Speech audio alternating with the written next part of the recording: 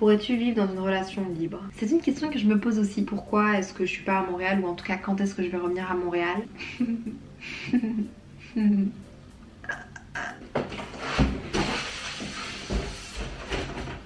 Être une bonne influenceuse, ça commence par faire semblant que sa chambre est rangée. Mais juste faire semblant, parce que si je vous montre... Coucou! Un café au lait d'avoine, une activité manuelle, mais une FAQ, parce que je vous ai demandé sur Instagram de me poser toutes vos questions, et c'est pour ça qu'on est là aujourd'hui. Waouh! Mon intro n'a jamais été aussi courte, claire, concise, précise. Ça me fait presque chier que ce soit aussi court. Ça me fait chier que ce soit aussi court. Donc je vous ai demandé de me poser vos questions sur Instagram et on va faire ça. Et en même temps, on va faire des bagues. Parce qu'en ce moment, c'est la mode des grosses bagues. Je suis sûre que vous avez dû voir passer sur Instagram les bagues Lamenso, Lamenso, je sais pas comment est-ce qu'on dit. Hyper tendance, hyper cool. Je les ai vues ces bagues là il y a 2 ans je pense. Je suis vraiment tombée in love d'elles. Mais j'ai jamais investi dedans. Et je me suis dit pourquoi pas faire la version cheap, la version fait maison en attendant d'avoir les moyens de m'acheter ces bagues là. Peut-être qu'avec cette vidéo, si celle-ci est monétisée, je pourrais m'acheter une bague Lamenso. Non. Non, je suis un peu trop ambitieuse. C'est parti! J'ai déjà fait plusieurs bagues, honnêtement je suis pas super douée. En fait c'est surtout la combinaison qui va bien ensemble et j'adore parce qu'elles sont tellement huge, tellement grosses qu'elles font vraiment un vrai look. Je vous ai dit que vous pouvez aussi me poser des questions un peu indiscrètes, des vrais ou faux, des tu préfères ça ou ça. La première question que j'ai reçue c'est pourrais-tu vivre dans une relation libre? En toute honnêteté, je pense pas. Pas que je sois quelqu'un de jalouse dans une relation, simplement que ça fait pas partie de mes principes. J'ai aucun jugement sur les personnes qui le font, au contraire, c'est un type de relation, mais personnellement, juste pas fait pour moi. Et je pense pas que je vois une tierce personne ou... non. J'ai envie de faire... quelle couleur? Quelle couleur? Quelle couleur? Là c'est une fournée verte, bleue, violette. Je pense qu'il m'en faut plus de verte. Première question, comment vas-tu? Une question que l'on ne se pose pas assez. Honnêtement, ça va. Je suis très contente d'être à Bruxelles, très contente d'avoir la chance d'être avec mes proches, mes parents. Très reconnaissante de ma situation. Je suis juste là un peu déstabilisée parce que je sais pas trop quand est-ce que je rentre à Montréal. C'est aussi une question très légitime de votre part parce que même moi je me la pose et il y a plusieurs choses qui font que je sais pas quand est-ce que je pourrais exactement partir à Montréal et j'ai l'impression que ça va un peu se jouer du jour au lendemain. Je vous tiendrai au courant sur Instagram dans tous les cas. Mais moralement tout va bien et c'est surtout à vous que j'ai envie de poser cette question parce que si vous êtes étudiant, si vous êtes même peu importe la situation en ce moment pour tout le monde elle est horrible et je pense que j'essaierai de faire une espèce de vidéo ou un passage de ma vidéo où je peux vous donner quelques conseils pour peut-être essayer de retrouver le courage. En tout cas sachez que je suis avec vous et j'espère vraiment que les gouvernements vont vous offrir des solutions pour vous sentir mieux. Je lis vos témoignages très régulièrement, c'est hyper poignant et vous êtes super fort parce que je sais pas comment moralement moi j'aurais tenu avec des études et dans cette situation. Juste sachez que je suis avec vous. Là je vais venir prendre le tour de mon doigt, je fais vraiment comme ça hein. Alors moi faut pas me demander compliqué midi à 14h et j'ai décidé aussi d'utiliser mes instruments d'argile, les récupérer. Prochaine question, à partir de quel moment tu as voulu partager des vidéos sur YouTube? J'adore ce que tu fais.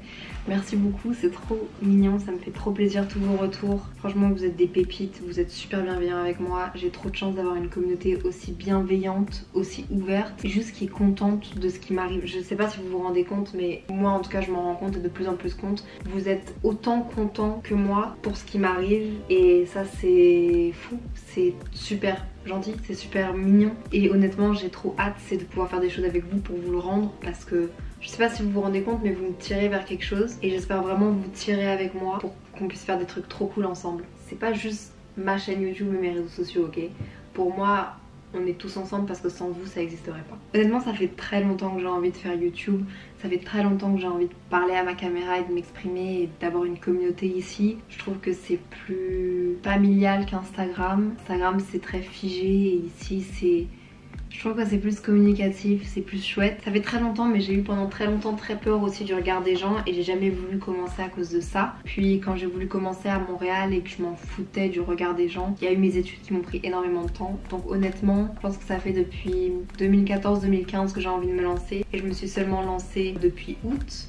Je poste minimum une vidéo par semaine et je suis trop contente de vous retrouver plus ou moins tous les dimanches. Petite question par rapport aux études. Après cette année, voudrais-tu reprendre des études dans un futur proche ou lointain? Donc premièrement, pour ceux qui savent pas, même si je le dis tellement de fois, désolée pour ceux pour qui c'est redondant, j'ai étudié à l'université de Montréal en neurosciences cognitives. Donc j'ai un bachelier, un baccalauréat, une licence en neurosciences cognitives. J'en suis très fière et très contente. D'ailleurs, je vous mettrai en barre d'infos si vous voulez la définition des neurosciences cognitives pour tous ceux qui me le demandent à chaque fois, comme ça vous aurez une explication et un point de repère. Je pense d'ailleurs que ces études là vont me servir tout au long de ma vie dans plein de domaines, dans plein de situations et j'espère m'en servir plus tard. Est-ce qu'après cette année je veux reprendre des études? Honnêtement oui, c'est toujours dans mes plans. Je sais pas si je veux reprendre des études à l'université, si je veux reprendre une formation, si je veux prendre un certificat, un diplôme, mais j'ai vraiment envie de continuer d'apprendre. Peu importe la manière par laquelle je veux apprendre, je veux continuer d'apprendre. Non pas que j'apprenne pas avec mes réseaux etc.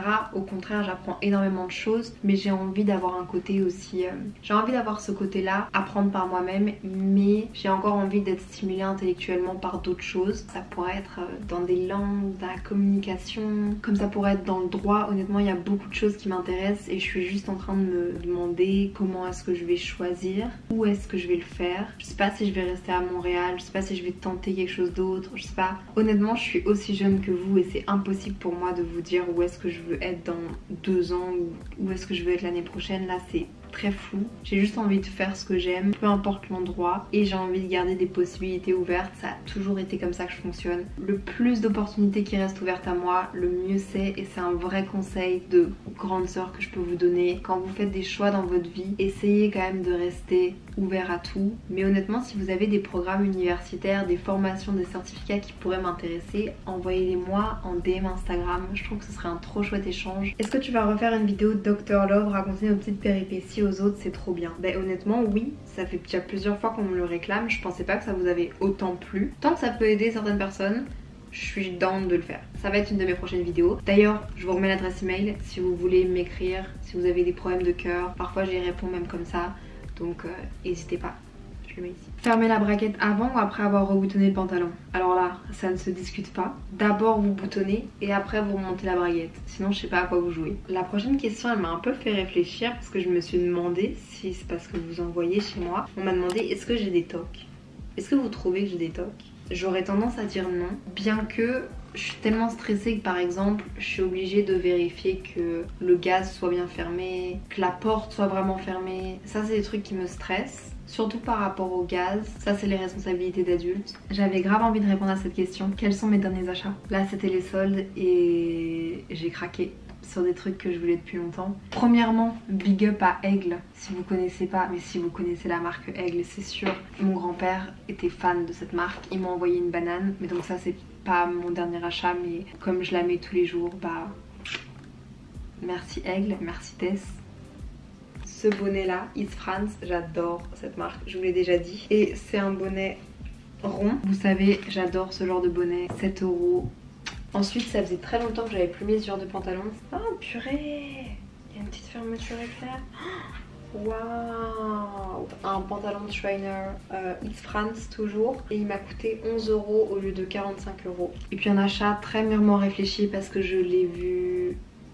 il y a quelques mois et là quand j'ai vu qu'il était soldé je me suis dit ok, toi tu viens avec moi. Honnêtement on aime ou on n'aime pas, je vous demande pas d'aimer, encore une fois ça ne tient qu'à moi, j'aime. Après vous, votre avis, très contente de l'avoir mais je l'aime quand même. Je l'ai pris en S et je l'ai payé moins de 100 €, mais c'est quand même un prix et je pense que c'est mon achat de l'année. Croyez-moi que je vais le rentabiliser. Lui, les photos Instagram, les stories, j'espère que vous l'aimez un minimum parce que sinon... J'ai reçu une photo qui est assez pertinente avec le contenu que je vous ai partagé genre hier. J'ai été faire un shooting photo avec Mehdi Nasser qui est un photographe exceptionnel en Belgique qui fait des photos incroyables, les plus belles photos de moi, je pense que c'est lui qui les a faites en studio après ma première rupture quand j'avais 15 ans. On a décidé de 5 ans après refaire les mêmes photos, donc j'ai trop hâte de voir les résultats. Là maintenant je les ai pas encore, je vous les publierai sur Instagram ou je les mettrai ici si j'en ai déjà quelques-unes. Et donc j'ai reçu une question: aimerais-tu être modèle photo comme métier? Honnêtement c'est pas quelque chose qui m'attire. Déjà je pense que comme tout le monde, et c'est humain et c'est normal, j'ai des complexes. Et c'est difficile avec les complexes que j'ai de genre s'affirmer totalement devant un objectif. Peut-être que ça enlèverait mes complexes, peut-être que ça en rajouterait, peut-être que... je sais pas. Oh, franchement je reçois des questions, j'ai l'impression que c'est presque des reproches. Genre, es-tu une grande sportive? Je le prends comme un reproche. Non, pas du tout. J'aimerais bien vous dire oui. Honnêtement j'aimerais grave avoir un sport de prédilection et tout. Mais c'est pas trop mon délire le sport.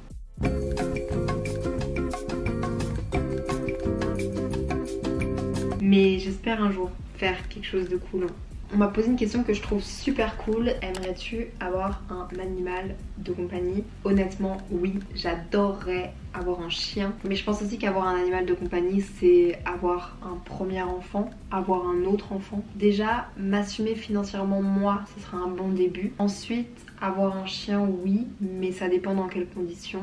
Avoir un chien, un animal de compagnie, ça se réfléchit vraiment, peu importe l'animal. Je trouve ça trop important de pouvoir vraiment subvenir à ses besoins, que ce soit vétérinaire, bouffe, lorsque je veux partir en vacances. Le jour où je pourrais lui payer une nounou, une gardienne qui passe des vacances en même temps que moi je pars en vacances, ou que je pars en truc pour les affaires ou je sais pas trop quoi, et pas devoir l'infliger entre guillemets à des membres de ma famille ou à des amis, pas avant ça. Comptes-tu nous faire un appartement de tour, ton appart vendu rêve? Avec grand plaisir. À partir du moment donné où je vais rentrer à Montréal, je vais faire quelques vidéos sur l'appartement. Évidemment, j'ai trop hâte de faire cette vidéo. Vraiment, j'ai trop hâte de faire cette vidéo. Rien que pour ça, j'ai envie de retourner à Montréal. Comme d'habitude, j'ai des questions d'amis qui ont un plus bas âge mental que moi et faut le faire. Je ne lirai pas ces questions qui sont presque très gênantes pour eux.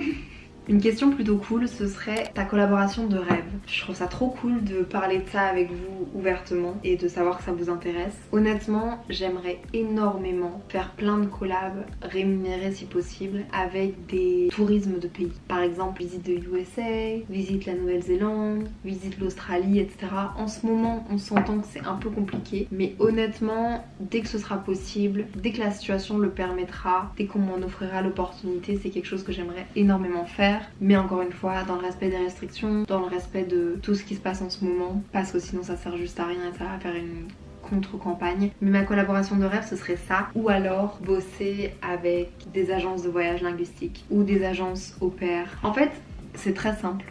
Vraiment c'est très simple. Mon but sur les réseaux sociaux c'est notamment de vous faire vivre une expérience. Dans la mesure du possible évidemment c'est pas tout le temps comme ça. Mais à travers mes vlogs j'essaye de vous faire vivre une expérience. À travers mes stories Insta, etc. Et je dis pas que je vais pouvoir rester toute ma vie à Montréal pour vous faire vivre des expériences, mais juste en règle générale, mon contenu j'ai envie qu'il soit basé autour de ça. Vous faire vivre une expérience à travers mes propres expériences et même peut-être un jour avoir l'opportunité de vivre des expériences à vos côtés grâce à tout ça. Donc mes collaborations de rêve, vous voyez autour de quoi ça tourne. Tout ce qui est tourisme, voyage, expérience en général. Et je vous jure, on va faire des grandes choses. Vraiment, je l'ai là. Je pense que vous aussi vous le sentez là. Dream big. Genre vraiment, rêvez grand et ça nous arrivera. La question à laquelle je dois absolument répondre, parce que vous êtes nombreux à vous poser la question, quand est-ce que je rentre à Montréal? Aujourd'hui, on va pas y aller de main morte et je vais vous dire exactement pourquoi je sais pas quand est-ce que je rentre à Montréal, ok? Donc la Lufthansa, si vous passez par là, je suis très déçue de votre service.